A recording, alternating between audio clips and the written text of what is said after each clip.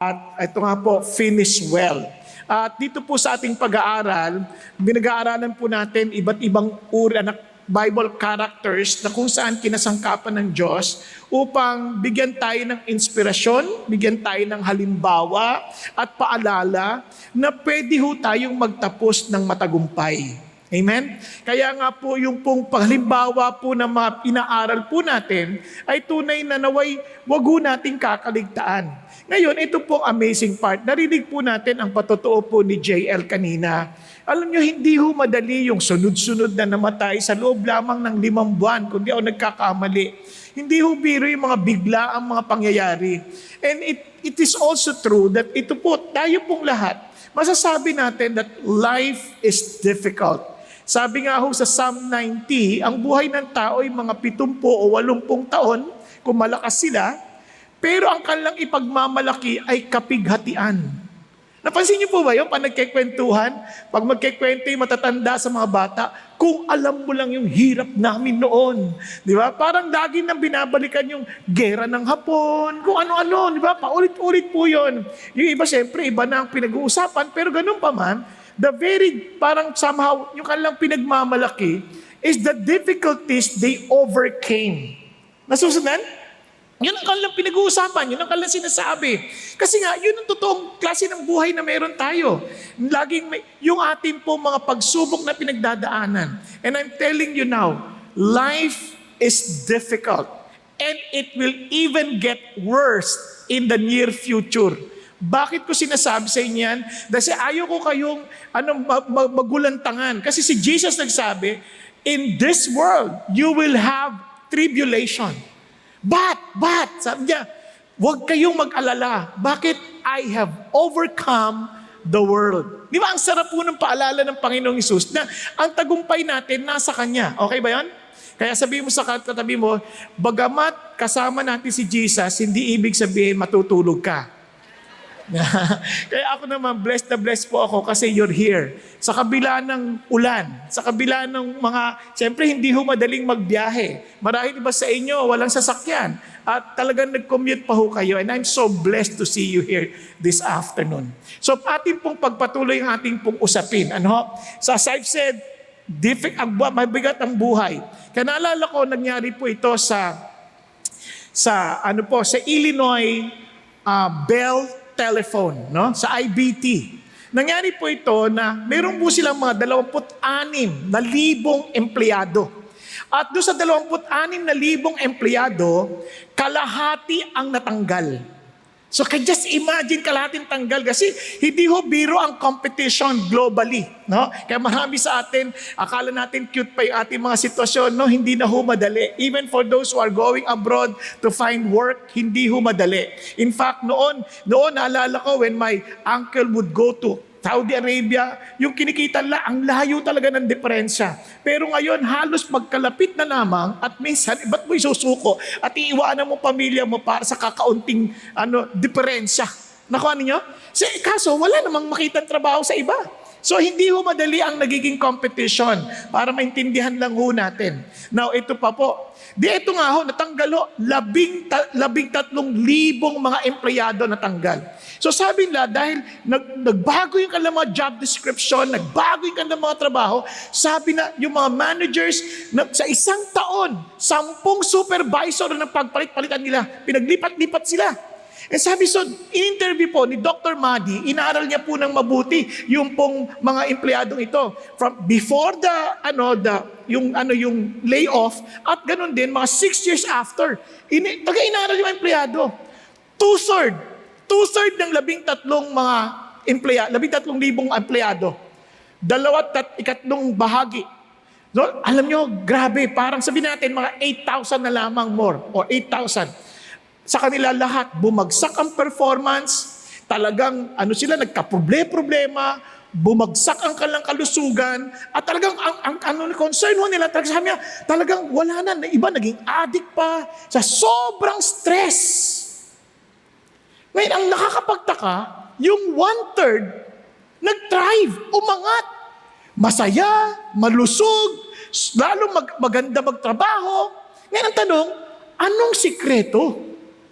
Gusto niyo bang malaman? para makasama kayo sa 1/3. Hindi, sa totoo lang, sa dami ng problema ngayon, baka makasama kayo sa 2/3. Dapat dun tayo sa 1/3. Okay ba yan? And praise God sapagkat ang tanging diferensya is on how they respond. Kaya nga ang ating message ngayon, respond well to finish well. Ulitin ko. Ano bang ibig sabihin ng respond well? Now, para maintindihan mo natin, naalala nyo, noon po meron tayong message na don't react, respond. Alam niyo po ba, pag nagpapatingin kayo sa doktor at nag-prescribe ng gamot at ang kayo katawan nyo nag-react, ano ibig sabihin nun? Ha? Ang nangyari sa inyo? Ano ibig sabihin? Hindi mabuti sa iyo yung gamot. Nagre-react ka. Nakuha niyo? Ngayon, pagka mabuti yung gamot, nagre-respond ka sa gamot. Maganda. Di ba? Kaya nga dito, sa mga pangyayari, neutral yan. Yung pangyayari, neutral yan. Ang tanong, paano ka tutugon sa mga pangyayari? Nakuha ninyo? Kunyari, tayo dito, nakikinig kayo sa akin. Di ba? Nakikinig kayo. Yung iba sabihin, antok naman yung pastor na yan. Yung iba naman, kakatuwa yung pastor na yan Depende sa tugon mo yan. Nakuha ninyo? Depende sa tugon mo. Yung iba, pagtingin pa lang, ang pangit naman ng pastor. Yung iba naman, ang gwapo. Kasi hindi ako nakikita. Ang nakikita nila, ibang tao. Doon sila nakatingin sa harapan. So, what I'm trying to say, it depends now on you. How you will respond. Naunawaan po? Okay tayo? Kaya ang challenge po sa atin is to respond well. Now, ngayon, paano tayo magre-respond? Ang ganda, kasi sa kahit anong pagsubok, meron po tayong binigyan ng Diyos na bayani na ating dapat sundan upang hindi na tayo mag-iimpento pa ng ating gagawin. Tingnan nyo, sabi sa Santiago, we count those blessed who endured. Di ba? Tinuturing nating pinagpala yung mga talagang nakatapos. Di ba? Nag-endure sila. Natiis nila.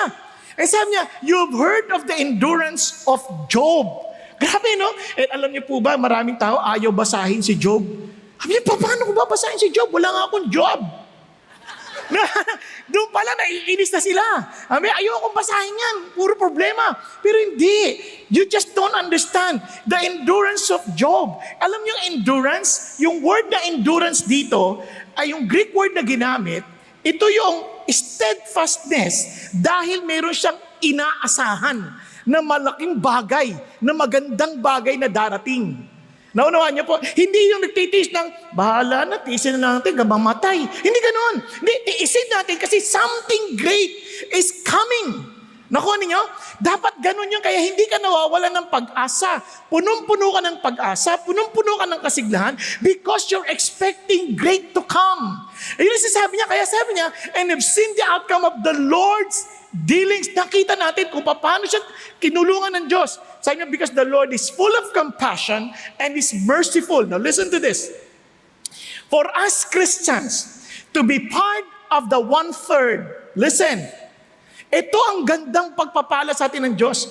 We have the Lord who is compassionate. Alam niyo ba ibig sabihin ng compassionate? Mula sa tiyan, parang nararamdaman niya mula sa kanya sigmura ang kalalagayan ng tao. Kunyari kung hirap na hirap ka, wag mong isiping tuwan-tuwa siya. Buti nga, naalala mo ko ngayon, nagpe-pray ka na, buti nga sa'yo. Hindi ganun.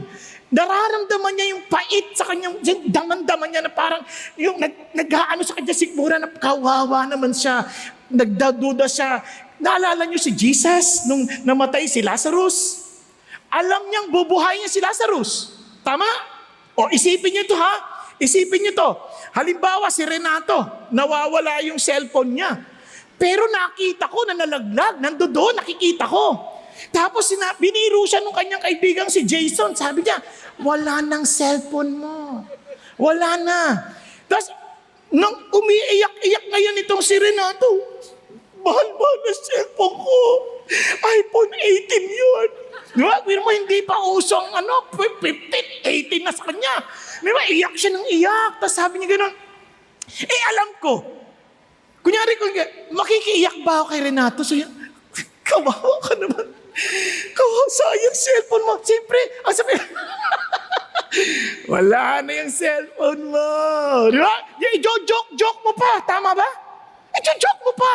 Kasi alam mo naman nandiyan dyan lang eh. Si Jesus, amazing, alam niyang bubuhayin si Lazarus. But when he saw that the people were weeping, especially his friends, si Mary, umiiyak, Jesus wept. Alam niya naman bubuhayin si Lazarus. Pwede niya naman sabihin, huwag ka nang umiyak, bubuhayin ko siya. But no, he identifies himself with the pain of losing a loved one. At yun ang ibig sabihin ng compassion. Nakuha niyo po? Yun ang ating Panginoon. At hindi lang siya compassion, He is merciful.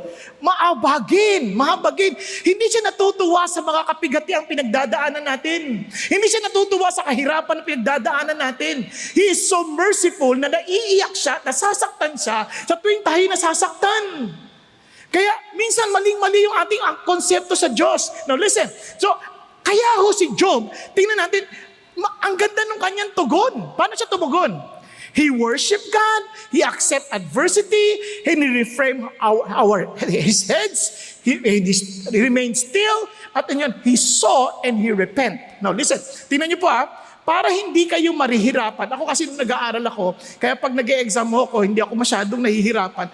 Kino-correlate ko po yan pag nagme-memorize ako. Halimbawa, di ba, ano nakita nyo? W-A-R.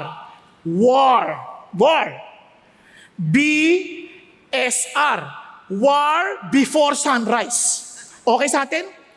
Yeah. Para sabi natin, there is, of course, weeping will last until night, but there is rejoicing in the morning.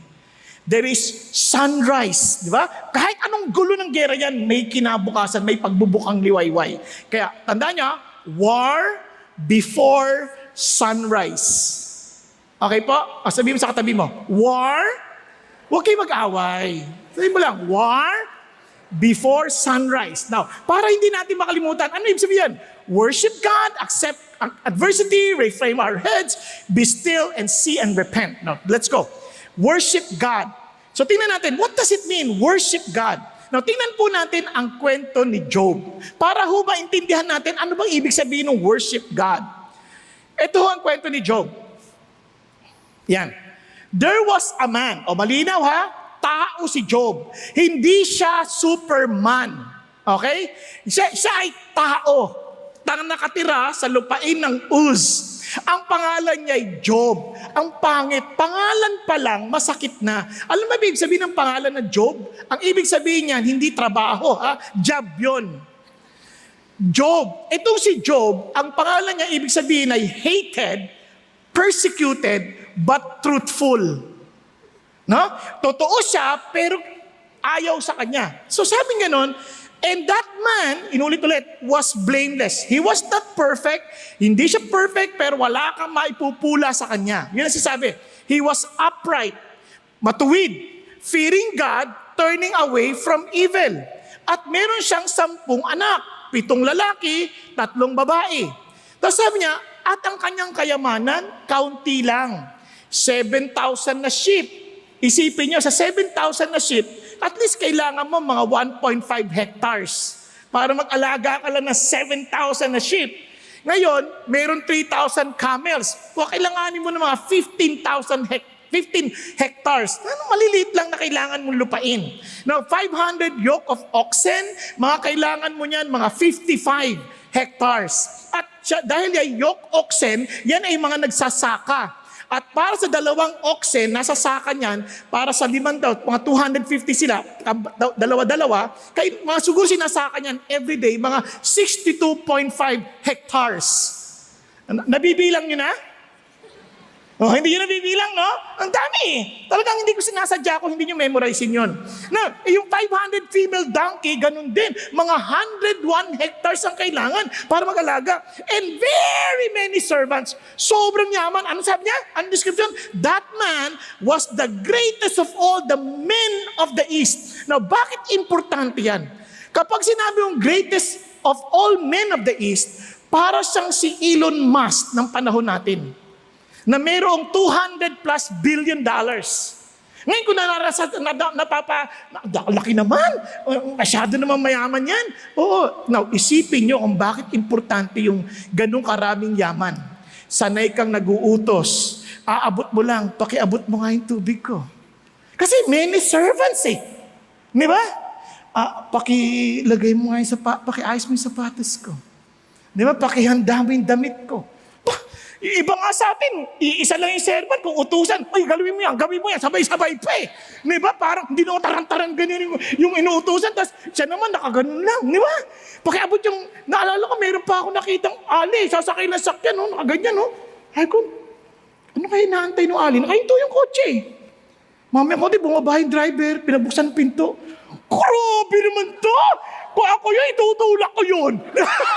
Masama na ugali ko, no? Pero, naisip ko lang, sabi ko, grabe naman, may mga ganun tao, no? Ibig sabihin, hindi sanay na mag-extend ng muscle yun. Di ba? Kasi, nakaganon lang yun. Tapos pinagbuksan ng pinto, saka, ako, okay ito. Parang nakakatuwa talaga. Isipin nyo, mahirap ang mayaman, ha? Mamaya, papakita ko sa inyo bakit mahirap. Tuloy tayo. Tapos sabi niya, his son used to go and hold a feast in the house of each one on his day, and they would send and invite their 3 sisters to eat and drink with them. Mabuting tatay to. Ba't ko sabi niya, mabuting tatay? Katulad na sabi ni J.L., magkakabati yung anak. Eto, 10 anak ha. Friends na friends sila. Barkadang-barkada sila. Di ba, ang sarap atang makita mo yung mga anak mo na masaya ang nag-uusap, magkakaibigan. Di ba, type nyo ba yung anak na nagkakagulo sa bahay, away ng away? Pinag-aawayan ng pagkain, pinag-aawayan ng damit. Ay, suot mo na naman ba yung damit ko? Bakit? Ikaw lang may ganito damit? Magkamukha lang yung damit natin. Tingnan ko, may tatak. Tingnan mo na.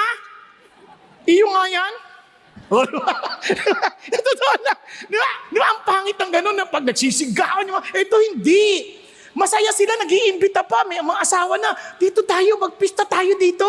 Now, tingnan niyo pa sabi niya, and when the days of feasting has completed their cycle, naku, napaka-conscientious si Job. Job would send and consecrate them, rising up early in the morning and offering burnt offerings according to the number of them all. That Job said, perhaps my son have sinned and cursed God in their hearts. Thus Job did continually. Lagi niyang iniisip ang spiritual life ng kanyang mga anak.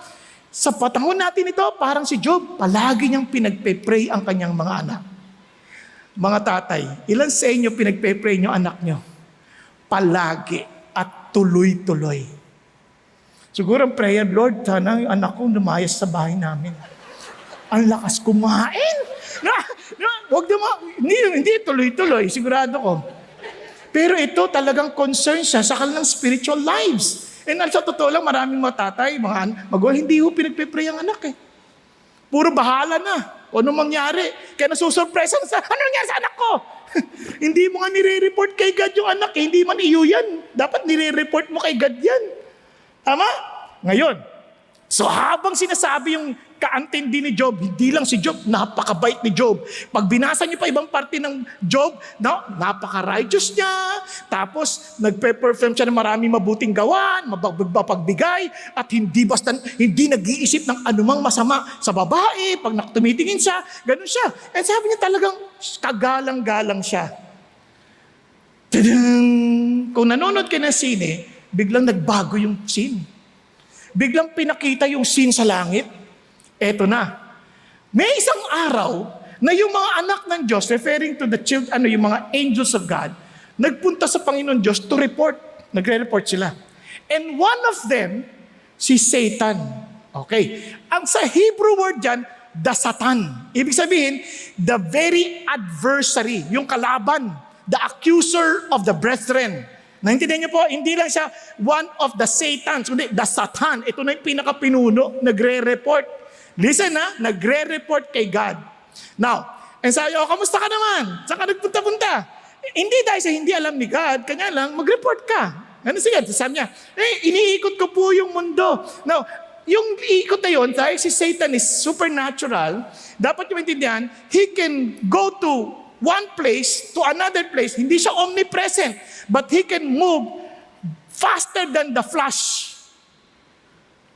Kilala niyo si Flash? Yung sa baraha, hindi. Iba yun.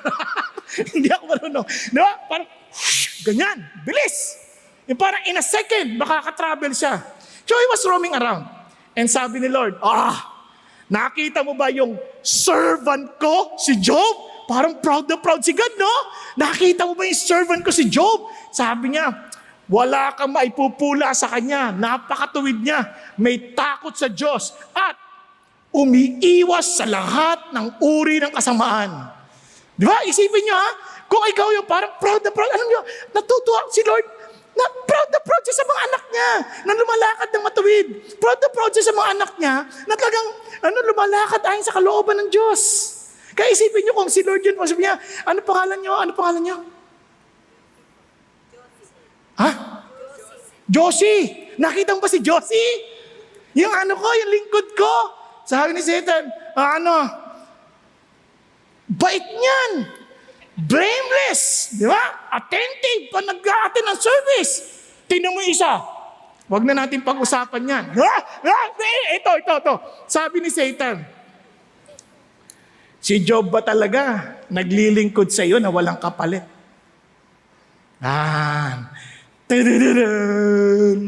Alam mo, pag sinabi mong servant of God, ito ang sinasabi ni Satan. Kung talagang lingkod siya sa'yo, dapat walang kapalit.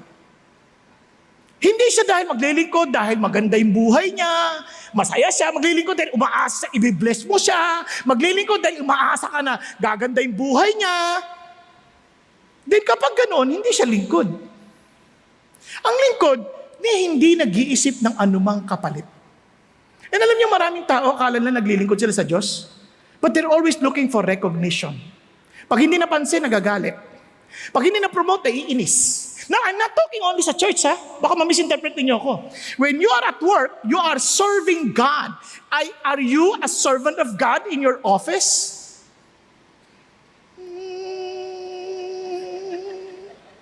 Naintindihan po? Sa eskwelahan, are you a servant of God in your school?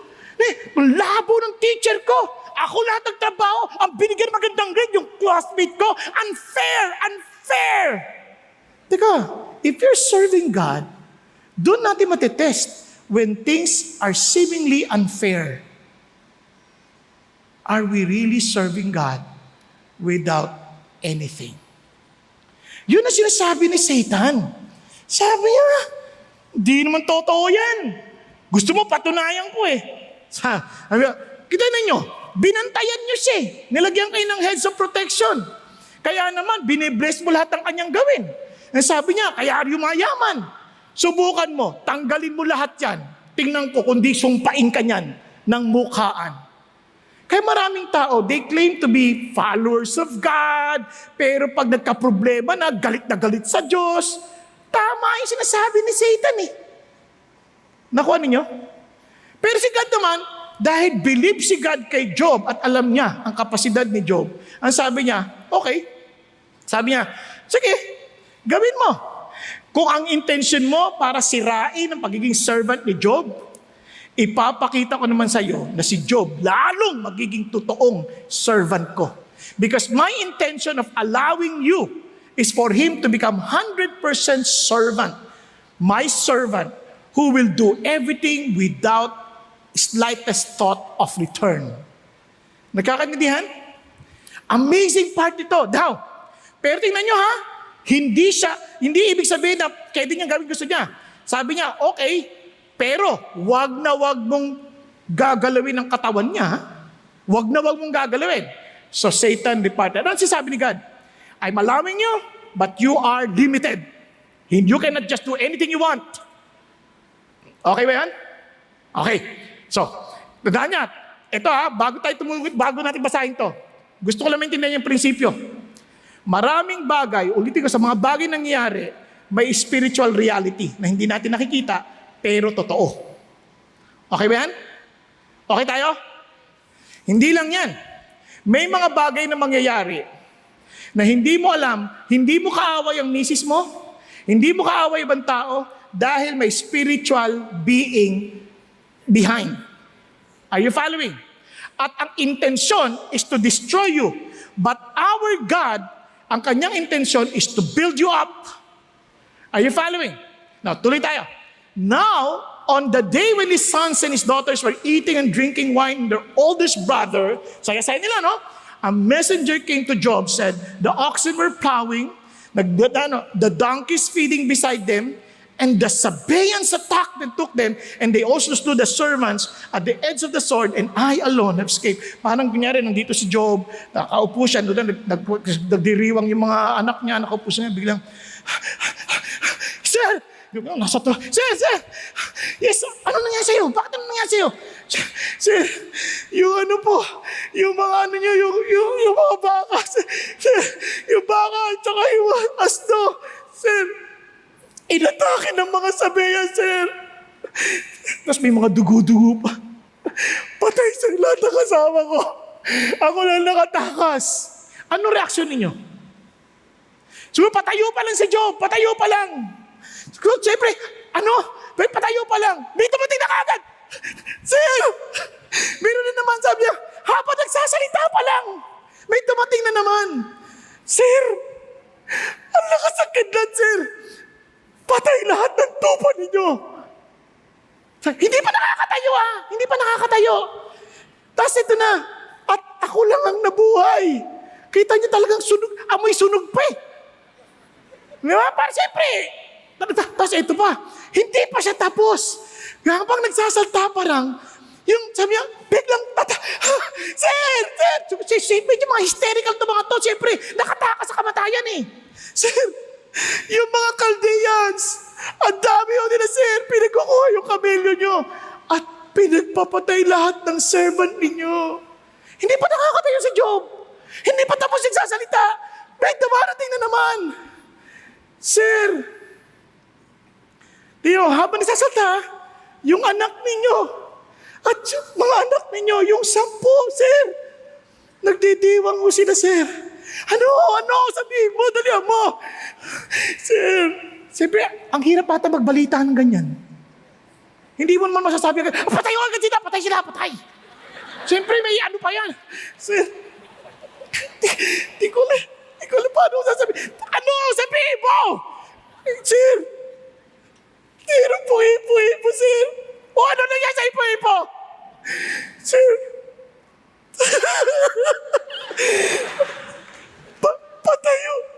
Patayo yung mga anak niya, sir. Isipin nyo, biglang hihinto mundo mo. Sa totoo lang, binabasa ko ito, umiyak ako eh. Sabi ko, wow. Bigla ako napanalangin. Sabi ko, Lord, huwag niyo pong gawin sa amin to, please. Huwag niyo pahintulutan si Satan. Buti na pinalala ng Lord, lead me not into temptation, but deliver us from evil. Di totoo. Kasi hindi ko alam eh, paano kaya ako tutugon pag ako yun? Hindi pa tapos ito na balita, ito na nangyari. Isang araw, ubus lahat. Isang araw. Naintindihan niyo po, nung nangyari yung sa akin na isang araw tanggal ako? Isang araw lang? Maniwala kayo, sa awa ng Diyos. Sa awa ng Diyos. Ito, tingnan niyo ha. Hindi lang yung nawala lahat, ubus eh. Tingnan niyo tugon niya. Ayun, summary lang ho yan. Then Job, ayan, hindi siya nakakatayo eh. Napansin niyo, hindi pa tapos eh. Patayo pa lang eh. May dumarating. Tumayo siya bigla. Kami ganun. Alam niyo yung nakakita na kayo ng parang sa inis, tinanggal yung necktie. Na-imagine niyo? Eto dahil wala mo siyang necktie noon. Yung damit. Hindi naman siya pwede maging Superman. Pinunit ang galit. Tas yung shave ho yan, parang sinabunutan yung sarili niya. Siyempre, wala naman pang-ahit yan, ganyan, padahan-dahan. Hindi ganun. Alam niyo ibig sabihin nun? Una, pagtayo niya, pinunit niya, sobrang dalamati niya. Parang yung inis at galit na nagsasama-samang lungkot. At sinabunutan yung sarili. Talagang napapasigaw. At talagang, alam niyo, yung buhok, yan ay napaka-importante sa atin. Yan ay ating glory. And he lost all his personal glory. Tapos biglang bumagsak sa lupa. At hindi ko alam kung gaano katagal. Maaaring 1 oras, 2 oras, maghapon. Hindi mo mapatayo, sir. Iyak ng iyak. Alam nyo, normal lang yun pag nasasaktan tayo.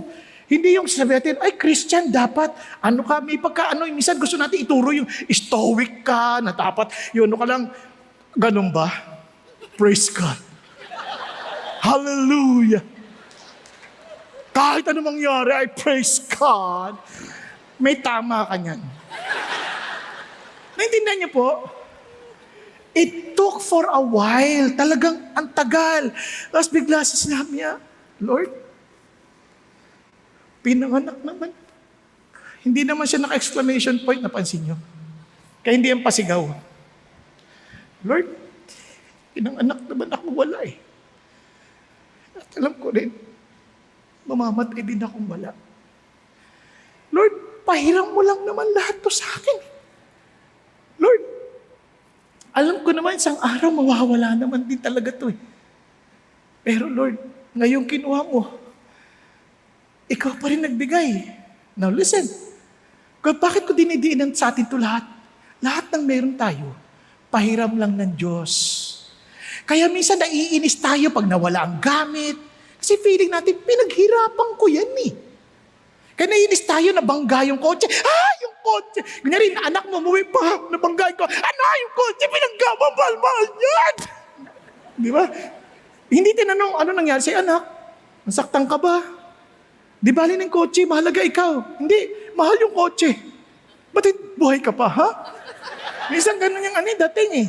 Hindi mo sinasabi, pero yun ang dating. Naalala ko, nasa Canada ako noon, tumawag ang asawa ko. Sabi niya, na-hold up kami. Ang una ko tinanong, yung sasakyan, nakuha ba? Nakakahiya. Gusto ko tanongin, hindi ko man natanong. Tatanungin ko sana, pero asawa ko muna, kamustahin ko.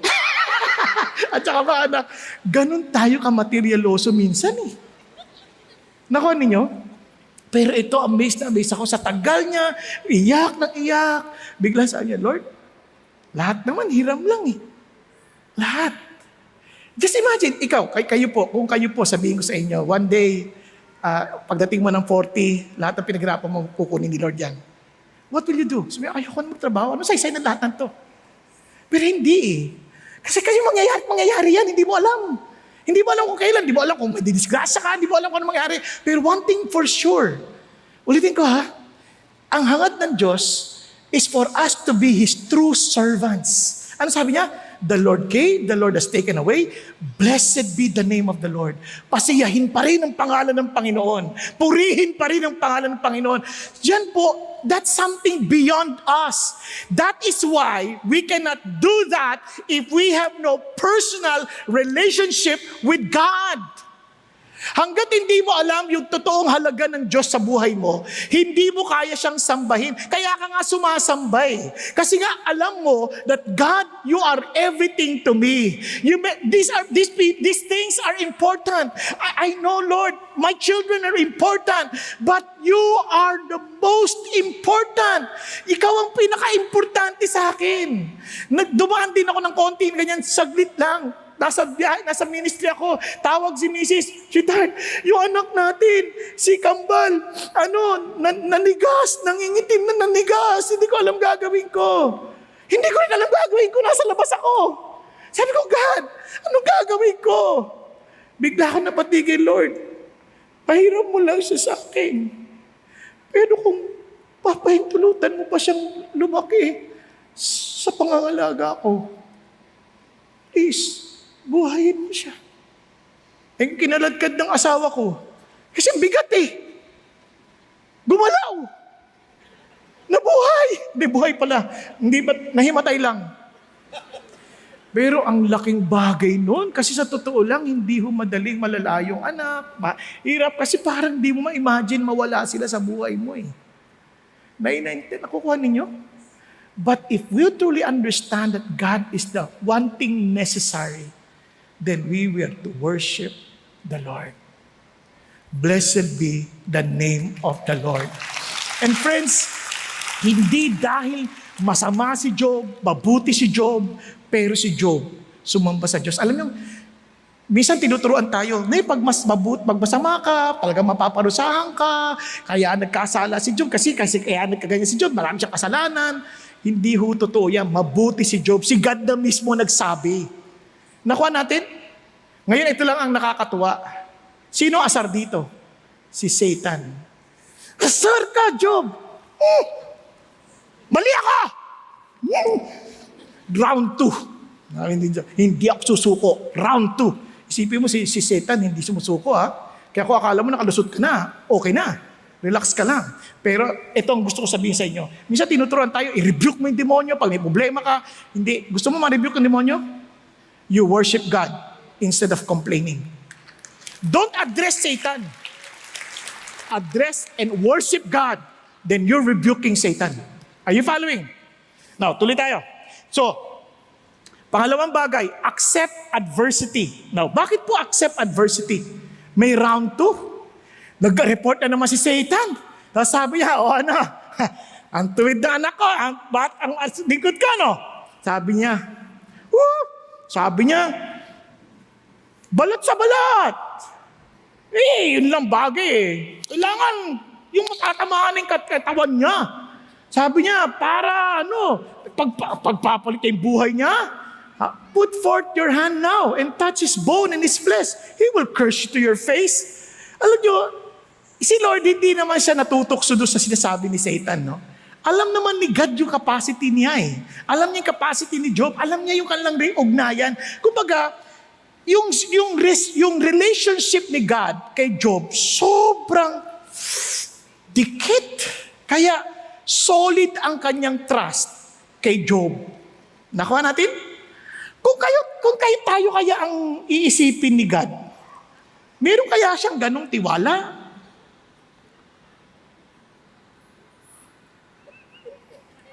Sa palagay nyo. Sabi niya, anong pangalan nyo?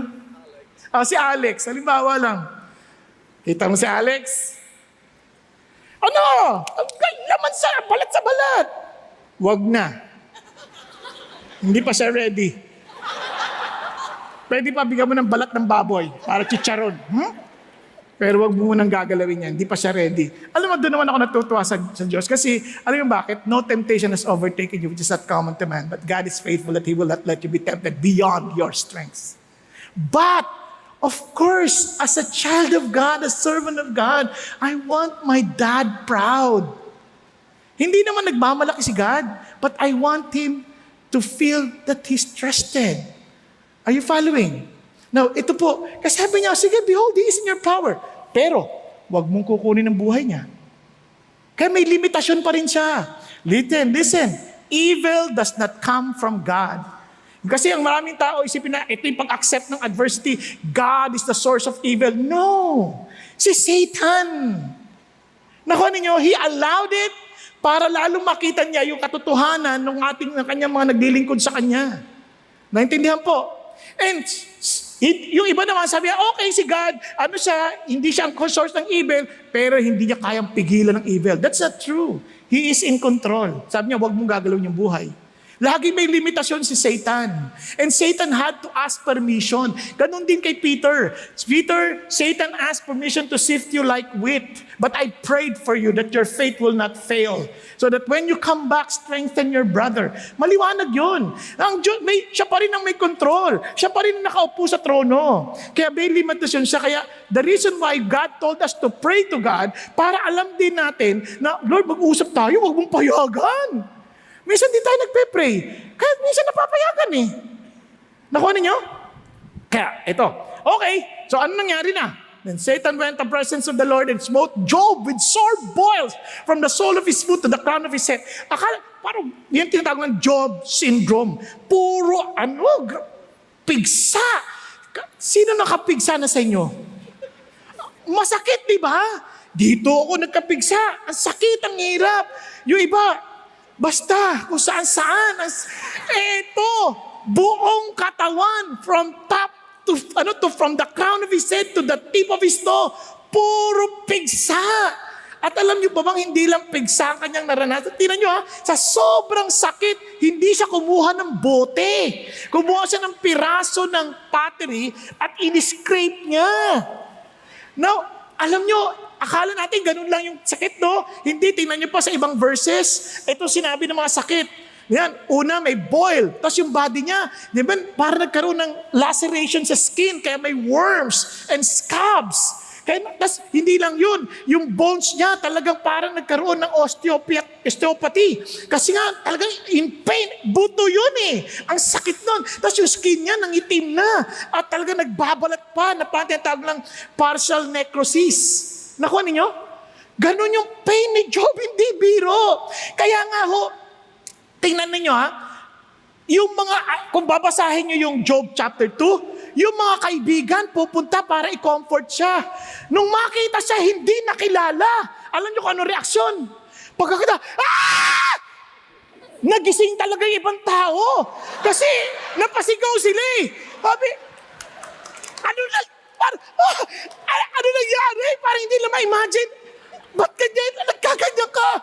Iyak sila. Pinunit din nila yung damit nila. Iyak sila ng iyak. Sabi niya, grabe. Ano nangyari? Parang hindi sila 7 araw, 7 gabi, hindi sila nakapagsalita. O, na-imagine nyo kung gaano yung pain? No wonder yung asawa nung makita si Job. Sabi ng asawa, matuwid ka pa rin ba? Sabi niya, bakit? Sumpahin mo na si God kasi galit ni asawa eh. Sumpahin mo na si God at mamatay na. Sabi niya, pareho kayo mga babaeng hindi nag-iisip. Sabi niya, tatanggapin mo lang ba'y mabuti mula sa Diyos at hindi mo tatanggapin ang mga pagsubok? Nakuha? Kaya na naman, talo na naman si Satan. Talo na naman. Bakit? Si Job nanatili sa kanyang integridad. Alam mo ibig sabihin nito? When you accept adversity, you're saying, God, I believe in your judgment. You are in control. You are not the cause of evil. And Lord, I thank you na hindi totoong wala kang magawa sa evil. Bakit?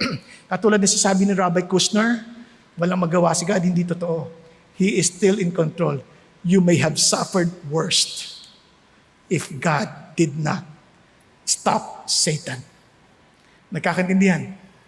Kaya ho, itong isang bagay na pinapaalala sa atin ng Diyos, when we accept adversity, listen, let me just share with you a story. Meron po isang blacksmith.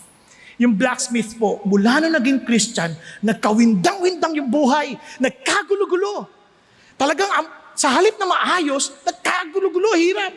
Sabi ng kaibigan, pare, alam mo, mula naging Christian ka, ang gulo na ng buhay mo. Di ka na makabayad, baon ka na sa utang. Kawawa ka naman. Sabi niya, napaisip din siya. Alam mo, sa totoo lang, blacksmith ako.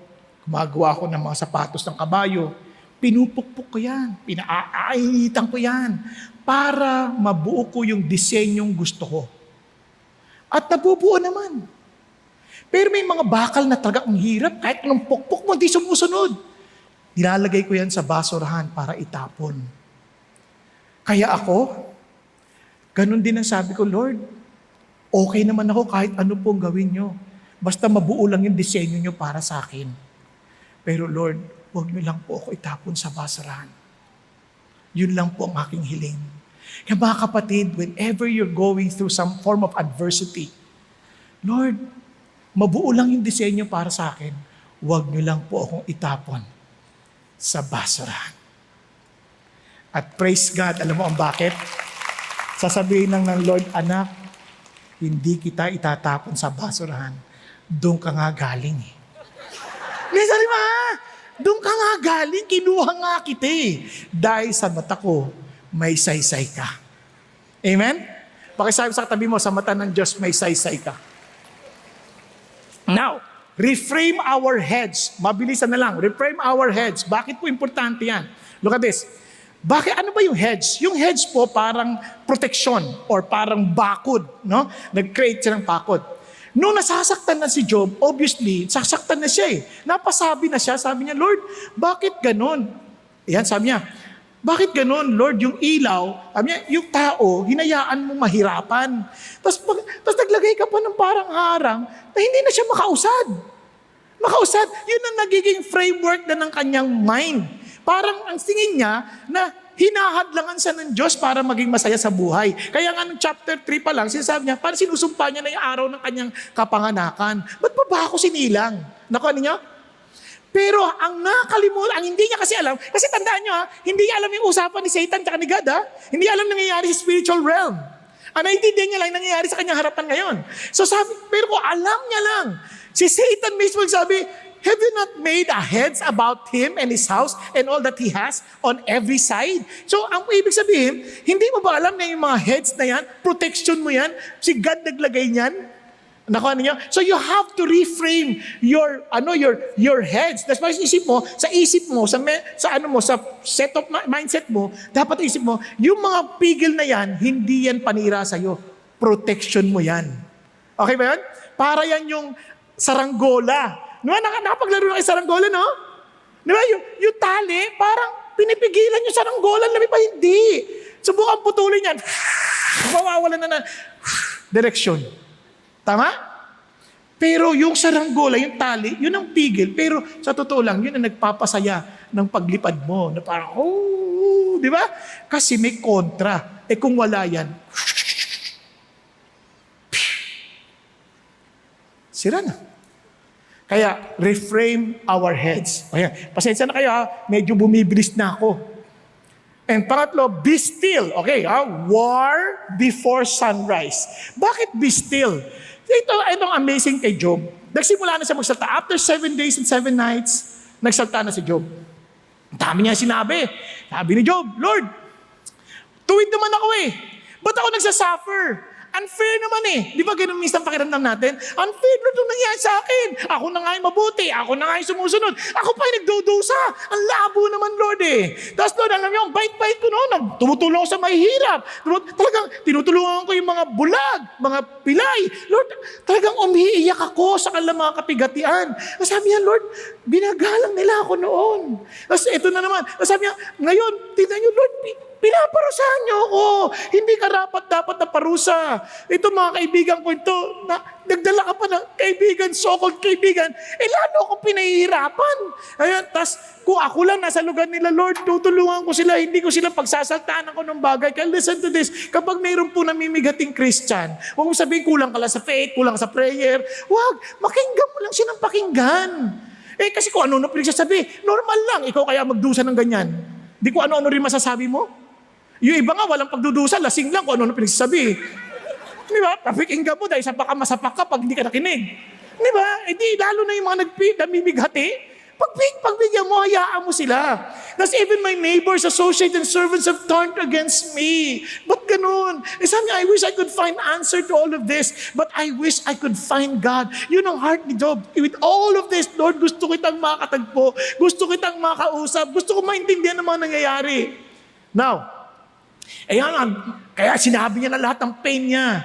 Bakit? Ano ba itong mga pinagsasabi ng mga kaibigan niya? Ang sasabi ng kaibigan niya, makasalanan ka, Job, kaya nangyayari sa yan. Alam mo, Job, pare-pareho sila na sinasabi. Iba-iba lang ang kanilang mga premises. Ngayon, etong nakakatuwa kay God, pwede naman sanang hindi niya na tayo pakialaman. Okay na yan, mamamatay ka rin naman, Job. Pero hindi Biglang nagpakita si God sa magitan ng ipo-ipo.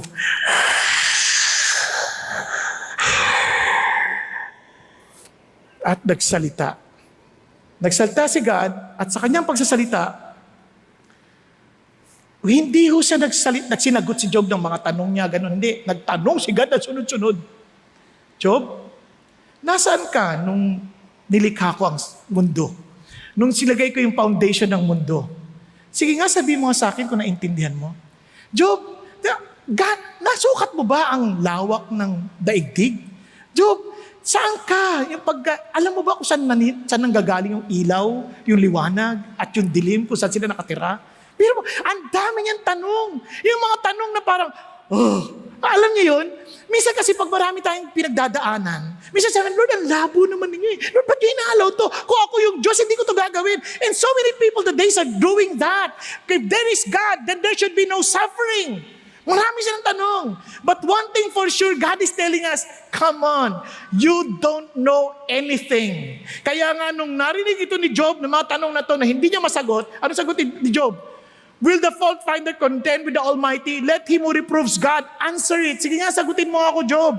And sabi niya, then Job answered the Lord and said, behold, I am insignificant. Wala ho akong kwenta, Panginoon Diyos. And sabi niya, ano pang maisasagot ko sa iyo? Sabi niya, kaya naman napalagin lang. Ay, isang kamay lang pala. Kasi I lay my hand, di ba? On my mouth. Once I have spoken, Lord, ngayon hindi na po ako, tatahimik na po ako. Hindi na po ako magsasalita. Wala na ako masasabi. Sabi niya, wala na ako idadagdag. Itagal, patahimik siya. You know why God is saying that? Para sabihin sa ating lahat, if you're questioning God, you better keep quiet. You don't know anything.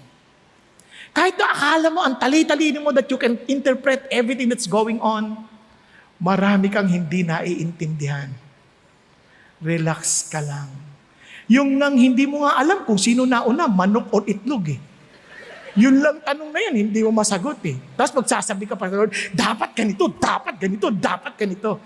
Tanungin ko nga ikaw, sino nauna, itlog o manok? Yung pa lang eh, baka tahimik na tayo. Kaya sinasabi ng Lord sa atin, be still and know that I am God. Be still. Now, alam nyo, mayroon isang old warrior. Itong old warrior na to, itong old warrior na to, mayroon isang bagong warrior na magaling. Pag nakalaban ka niya at umakto ka na alam niya na kaagad yung weakness mo at doon ka niya natatalunin. Hinamon niya itong old warrior. Tinanggap ng old warrior. Sabi ng mga teacher, wag na sir, walang talo yan, magaling yan. Pero tinanggap niya. Nung tinanggap niya, simula na, nagkaharapan. Alam mo yung mga labanan ng mga ganyan. Tansyahan. Yung bata, pinag-iinsulto na siya, binabato, minumura, kung ano-ano. Hindi uma-action to kasi the moment na gumalaw na siya, malalaman niya na yung weakness. Natatalo siya. Hindi siya umiimik, tahimik lang. Hanggang napagod yung batang warrior sa kaka-insulto, umalis na lang sa kahihiyan. Natalo ng katahimikan. Tinanong naman sa Jante, sir, paano mo ginawa yun? Alam mo, kapag ikay binibigyan ng regalo at hindi mo tinanggap, kanino yung regalo? Sa nagbibigay. Tama? Hindi mo tinanggap eh. Yung mga insultong binibigay niya, hindi ko na yan tinanggap. Kanya na yan. Ganon din si Satan. He will try everything to destroy us. But don't listen. Kanya na yan. Wala kang kwenta. Ang dami mong kasalanan. Tahimik ka lang. Sa loob-loob mo, bayad na ni Jesus. Bayad na ni Jesus. Pinatawad niya na ako. Kaya mabubuhay ako para sa Kanya. Hindi ka na magbabago. Maaring ngayon hindi pa. Pero pangako ni God, therefore if anyone is in Christ, he is a new creation.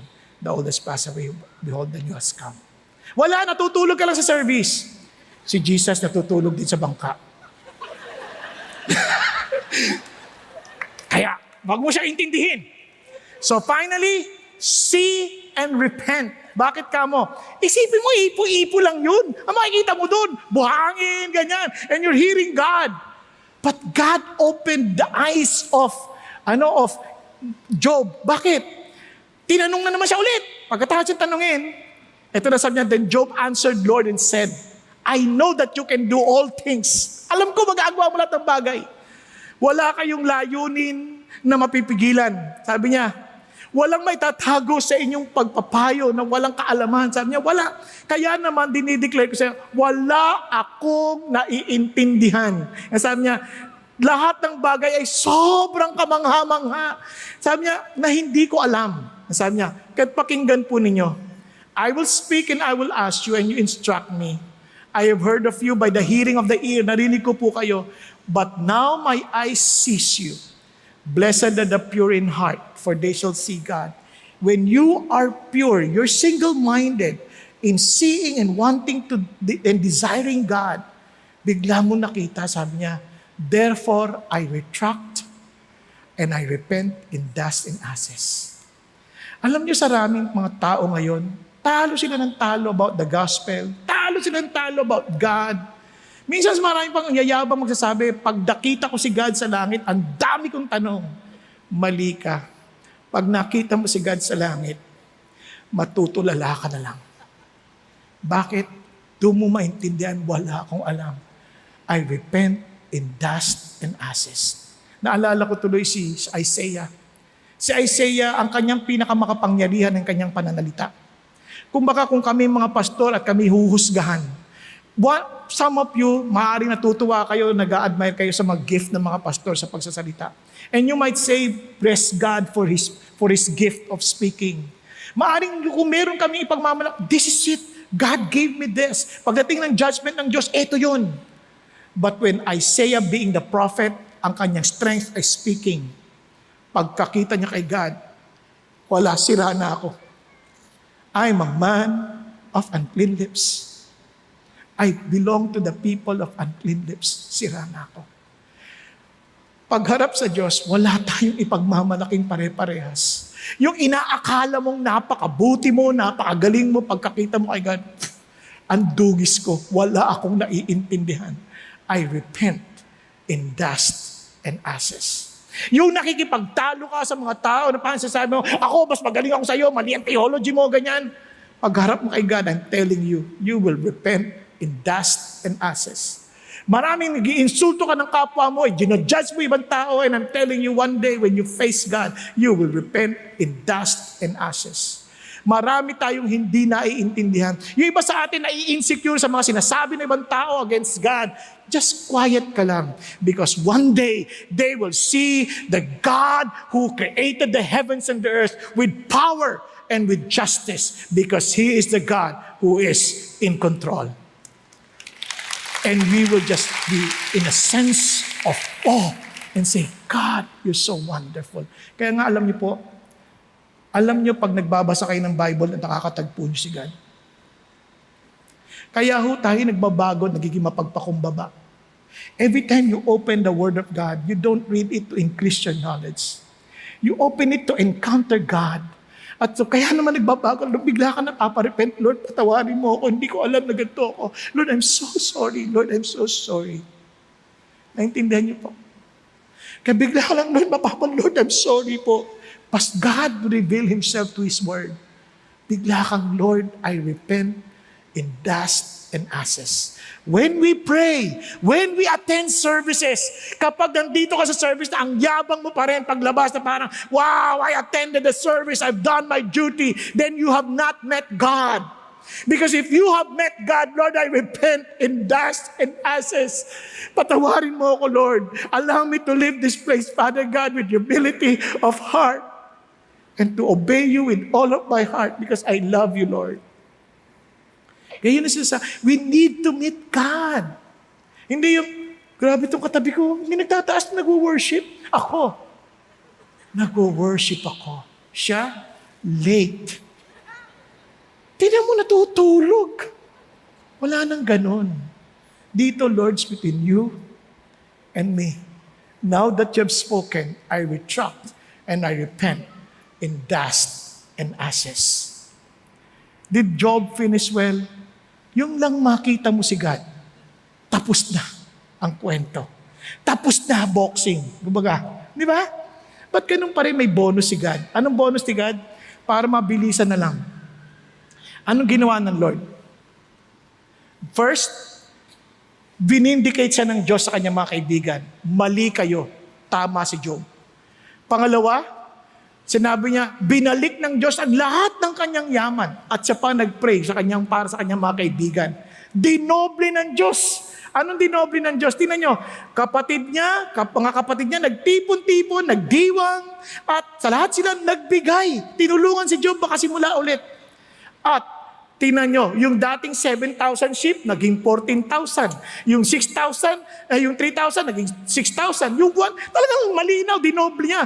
Yung 500, naging 1,000. Yung 500, naging 1,000. At nagkaroon na naman siya ulit ng anak. Pero hindi naging 20. Bakit? Kasi nasa langit na yung unang 10 eh. Nakuha niyo, kay 10 na, 7 sons and daughters. 3 daughters, pareho pa din. And finally, he named first Jemima, the second Keziah, and the third Keret Hapuk. And sabi niya, in all the land, no woman were found so fair as Job's daughter. Sobrang gaganda pa nung anak. Di ba? Were found so fair. So Job, and so the father gave them inheritance among their brothers. And after this, Job lived 140 years. Pati edad, dinoble. Bakit? People would live for 70, if they're strong, 80. But he lived 140 years. Napansin niyo po ba yan? Binanggit yan para maliwanag po sa atin. At nakita niya pa ang kanyang mga apo. Di ba sabi ng mga lolo, mas masarap ang apo kaysa anak. Bakit nauuna ang anak kaysa apo? Di ba? Sobrang saya niya. And 4 generations of apo nakita niya. And Job died an old man and full, in other words, satisfying life. What a bonus. Friends, anumang pinagdadaanan natin, remember this. Our God is compassionate and merciful. He will not allow us to be tempted beyond our strength. And He meant and He allowed it for us to endure. Tayo pong lahat ay yumuko at pumikit. Thank you, Jesus. Hallelujah. Thank you, Lord. Alam niyo po ba, habang tayong lahat ay nakayuko at nakapikit, si Jesus na parito dahil hangad niyang maayos ang ating buhay. At ang sabi po ng Panginoong Jesucristo, the thief came to destroy, to steal, to kill, but I came to give you life, life to its abundance. And alam niyo po bang kapalit noon, kung siya yung ating totoong Panginoon? He was the one who is really guiltless. He was the one who is really blameless. He was the one who is really sinless. And yet, He cried out to God, my God, why hast thou forsaken me? Nung kinuha niya po ang kasalanan sa kanyang sarili upang mailigtas tayo at mabigyan ng buhay na may kasaganaan nito. Siya nagsabi noon, Lord, ba't mo ko iniwan? Nang sa gayon, hindi na natin isisigaw ang parehong sigaw upang malaman natin na sinabi ni Jesus, it is finished. It is time for you. Come, and I will give you rest. Come, I'm giving you life. Kapatid, kung sakaling hindi mo pa talaga naintindihan ang ginawa ni Jesus para sa iyo, at hindi mo pa naintindihan ang masayang tagpo at masayang ugnayan kay Jesus Christ sa Panginoong Diyos na buhay, magpakumbaba ka at sabihin, Panginoon, I want to know you more. Jesus, I want to know you more. Gusto ko po magkaroon ng ugnayan sa inyong totoo. Na ayoko po maging religyoso, gusto ko pong totoong ugnayan sa iyo. Kapatid ko, ikaw kinakausap ng Diyos, itaas mo kamay mo. Ako po yun, Lord. Yes, yes, hallelujah. Yes, yes, yes. Lord, ayoko po ng reliyon lang na aaten-aten. Gusto ko po ng totoong tagpo sa iyo. That whenever I come and see you, Lord, I will repent in dust and ashes. With all humility, Lord, wala ako itataas kundi kayo lamang. Panginoon, maraming salamat po sa mga kamay na nagtaas na ito. Thank you for their humility, Father God, to acknowledge that they need you. Thank you for their humility, Father God, to submit their lives to you and to be intimate with you. Father in heaven, may you reveal yourself to them.